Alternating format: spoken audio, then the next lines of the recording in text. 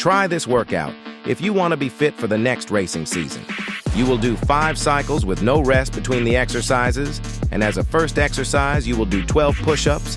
Next, you will do 12 Supermans. Right after that, you will do 15 box sit jumps.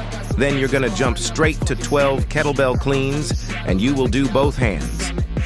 And lastly, you will do 800 meters on rowing machine as fast as you can. After that, you will have 60-second rest, and your 1 cycle is over. If you find this workout helpful, DM us RaceFit, and we will put together paid training plan for you.